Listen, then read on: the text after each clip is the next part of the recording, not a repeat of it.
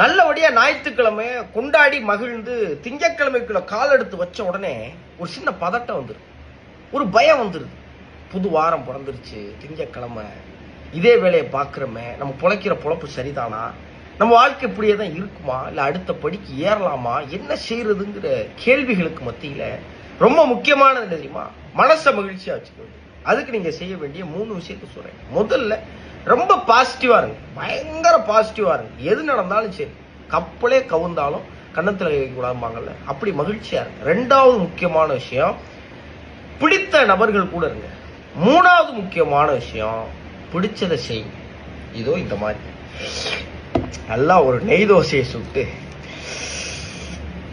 நெய் மணக்க மணக்க இங்க பாருங்க, அமுக்குனா உள்ள இருந்து நெய் பிதுங்குற அளவுக்கு அந்த நெய் தோசைய நேத்து செஞ்ச அந்த ஆட்டுக்கறி குழம்பு இருக்குல்ல, அதுல குளிப்பாட்டி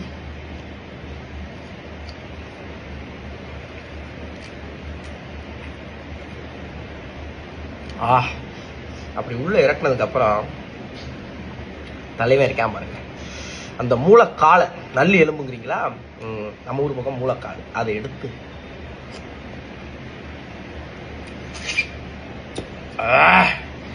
அப்படி சுவைச்சிட்டு கடாப்பல்லு கொண்டு போய்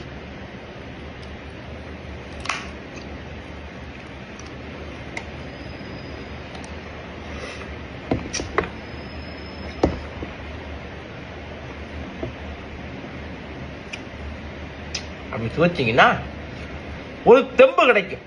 அந்த தெம்போட மனசுக்கு பிடிச்ச வேலைகளை செய்யுங்க, எல்லாமே நல்லதா வருங்க. வாழ்த்துக்கள்.